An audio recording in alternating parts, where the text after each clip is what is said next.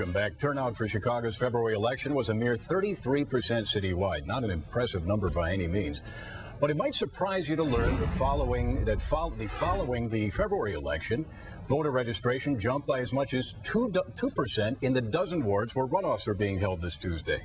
In fact, the Chicago Board of Elections tells us that in those 12 wards, more people have participated in early voting this election than last November's general election, setting a new record. Now, we're joined this morning by Chicago Sun-Times' Scott Fornek. Scott, you've been covering these races closely.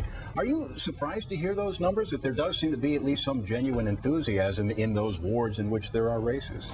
I'm not real surprised because I think there are people behind it that's driving it. It's not like people are just suddenly waking up and saying, hey, we got to really get out there and vote for these candidates. It's the campaigns on both sides that are out there registering people, getting them to vote.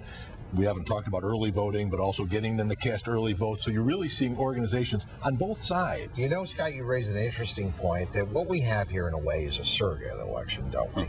We have an election involving big business on the one hand and organized labor on the other hand.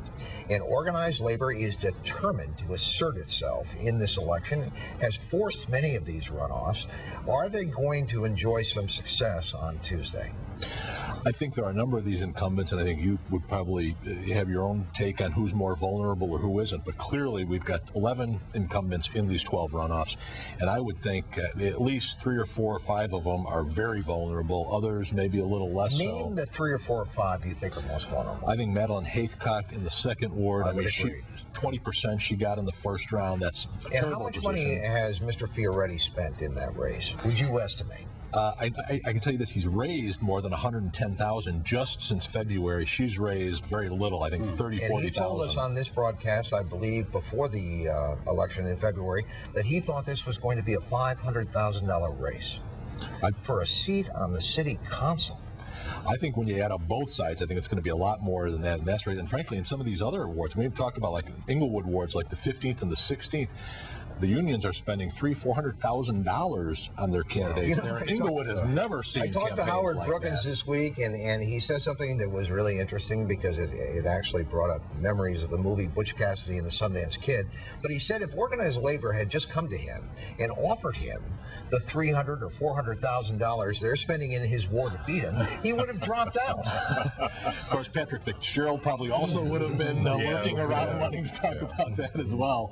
But the money is staggering, and you know, if you talk to the incumbents, the people that are targeted by the union money, they'll tell you that the union is trying to buy these seats. Oh, they're union angry. And their candidates say, hey, we're just trying to level the playing field here. These incumbents have this incredible advantage. They're trying to get a voice. I mean, it all depends on your perspective, obviously. Who else is most vulnerable? We mentioned Haithcock.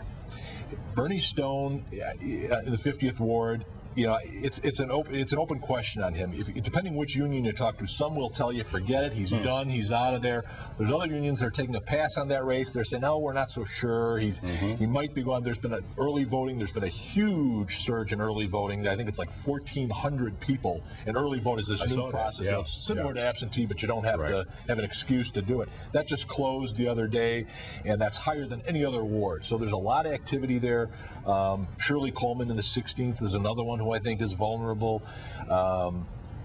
Those would probably be some of the top ones. I think some of the other ones, like you mentioned. You don't think Howard Brookins is vulnerable? Brookins, the unions themselves are careful on him because one of the problems is, and it's ironic, he's only been in for 4 years, and some would say, well, that means he should be vulnerable. But as you know, in politics, the longer you're in, the longer your record, and you accrue more things, there's more things to attack you on.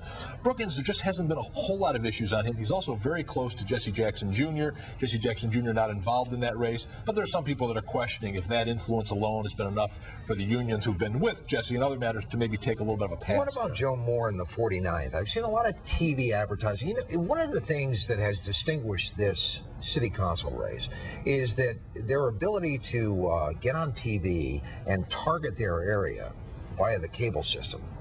And so I've seen a lot of advertising in the 49th. It was not my impression that he was vulnerable. What's your sense?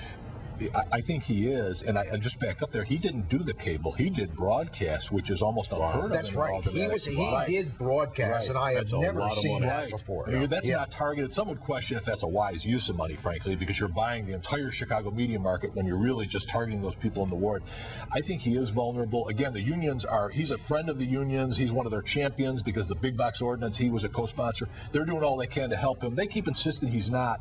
But I think anytime you see that kind of money being poured in, he's raised a ton of money as well. A lot of early voting there. They keep insisting he can still pull it out. He's the union man. He is, and he's definitely got a fight on his hands. Scott, I've done a couple stories in the past couple of weeks about the 32nd ward between Wagaspack and the incumbent Ted Matlack. That is a vicious race. I mean, that has to be the dirtiest and nastiest so far. I don't know if I'd agree with that one because there's been some name calling for Madeline Haythcock and Fioretti been going at it, Bernie Stone and Mazie Dollar. It definitely is a nasty race. I think that's probably the only one where you've got these charges of there being an investigation going on. Matlack's people insist that Scott Wagaspack, who's an official in Berwyn, that he's under investigation. The mayor there insists that's not the case, that there is no investigation, but there's been mailers out there making all sorts of charges. Is Matlack getting help from outside the ward as well? The theory is that he's getting help from all of Mayor Daley's people. Various ward organizations are all lending their people to support. I mean, I haven't seen, it's hard to quantify that, but that's what I hear, that there's just all sorts of organizations. Speaking of that, Scott, I mean, that's exactly what most people in the audience are concerned about. What does Mayor Daley have at stake in this runoff? What he has at stake, I mean, he's started putting his own money, $25 grand for Brookins, who is not at all an ally of his at all. But $25 grand he gave him. He gave money to Shirley Coleman, who is an ally now, but wasn't before. And he's helping Madeline Haythcock. He wants to have control over the city council, which he's had and has been pretty firm. And the more you get these independent voices in there, and they'll insist that they're not in there to be a watchdog or a check or on him, but clearly they're being put in there with union money. Voice, and he's not used to that. He's already got Sandy Jackson in there. Who we know is going to be a consistently contrary voice. It's a whole other story, the Jackson influence. And if you're used to those 49-1 votes or those 50-0 votes, you get to like those. Yeah, you don't want to have even 6 or 7 or a dozen against you. Scott, thank you. That's right. Well, President Bush makes a